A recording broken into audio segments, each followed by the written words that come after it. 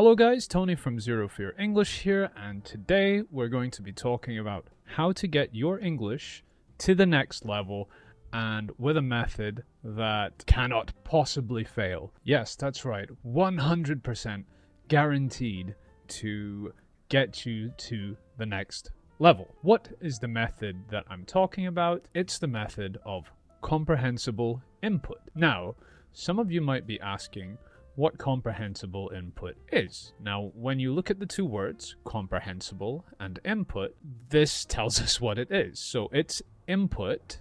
Now, input refers to things that you put in something. You know, when you type on a keyboard, the input is text. So when we're talking about input into our brains, we're talking about listening and reading. So these are input. And comprehensible means that you understand it. This is the important part, because many people will tell me that they're watching things and reading things and they don't understand a lot of this content, which means while some of the words are comprehensible to you, the video or TV series or movie or book as a whole, as the whole thing, is not totally comprehensible. So what happens is you get bored, you lose focus, you lose motivation. So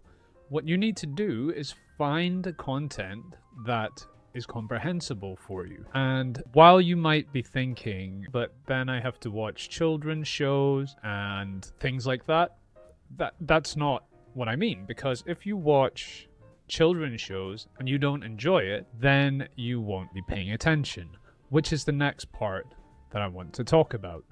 When looking at comprehensible input, or when consuming comprehensible input, when you're reading and listening, it must be something that you enjoy. So if you're watching a children's show which is very comprehensible to you and you don't enjoy it, then stop doing that. Because when consuming comprehensible input, the most important thing is that you're paying attention. Because if you're not paying attention, then you won't be learning anything. The power of attention is very, very important in learning. Because a lot of the time, you know, when someone says something to you and you weren't paying attention, your brain will let that go, right? It will release it from your brain because it doesn't see it as an important piece of information. However, if you're paying attention, you make connections with what you see and what you hear, then you're more likely to keep that information. But this method doesn't mean you try to memorize things, because memorizing is not enjoyable. And then I think the next problem is you get frustrated, right? Oh, I can't remember that word. You know, I'm trying. You repeat it again and again and again, right? Maybe you see the word precocious or something like that, and then you start thinking precocious.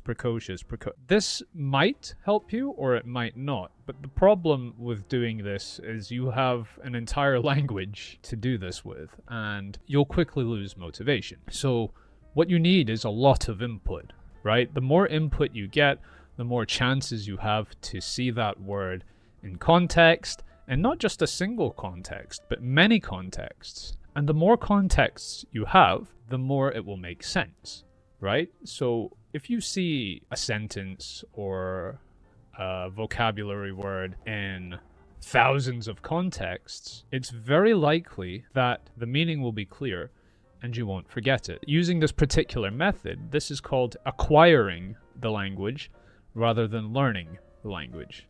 If you learn the language, you're memorizing rules, you're memorizing vocabulary, but if you acquire the language, you simply just know the words. And that doesn't mean that they'll always be ready to use, but if you hear them, you know them.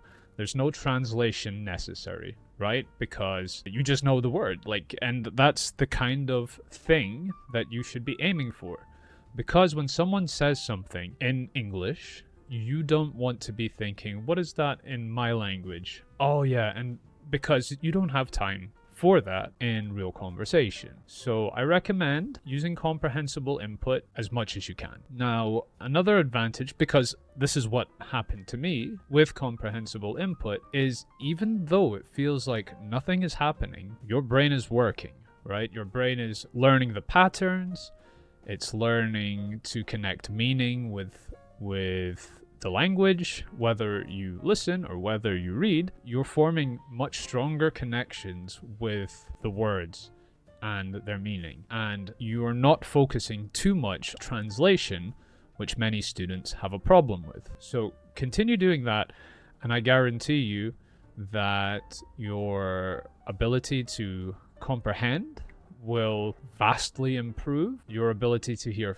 fast English will improve much faster as well. And obviously, I know many of you are asking, how will this help with my speaking? Now, obviously, it's not going to be the best way to improve your speaking. You need to practice speaking to improve your speaking. But what does happen is you suddenly start to know words very well from exposure to them, so you don't have to try so hard to remember them. You start to know certain sentence patterns from repetition you see in your media that you consume, and therefore it feels much more natural to say. And yeah, just the combination of these things will really help you improve your English. And of course, this doesn't mean you need to stop doing grammar study or using an application you like. If you like those things, continue doing them. But I think a certain point comes when you get bored of those things,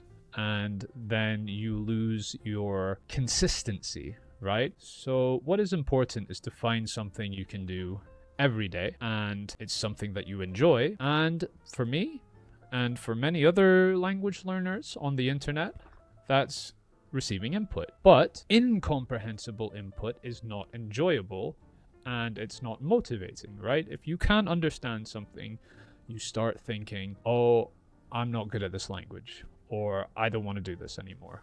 That's why comprehensible input is important. It makes you feel motivated, you understand the language so you can enjoy it. It reinforces what you already know. And when I say reinforce, you're hearing words that you do know, but then you know them even better.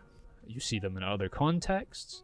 You learn new words. You know, for example, if there's a sentence and you know all the words in that sentence apart from one, it's easy to guess what the meaning is, and therefore improve your language skills. And this works much better than if you have a sentence and you don't know 5 of the words, right? You know, in that case, the context is not so clear, and you have a sentence that will stress you out. So that's just simple input that is not comprehensible input. So I recommend it. Give it a try and make sure you do it correctly. So the conditions are: 1, it's comprehensible; 2, it's enjoyable; and 3, you get lots of it. If you have any more questions about this, please write them below in the comments, and I'll answer them in a future video. I might make another video in the future about the data and the studies about this method. There are studies on this, and this was studied by a professor from America named Dr. Stephen Krashen. That's a story for another video. Thank you for listening, and good luck with your English studies, and I'll see you in the next one. Bye for now.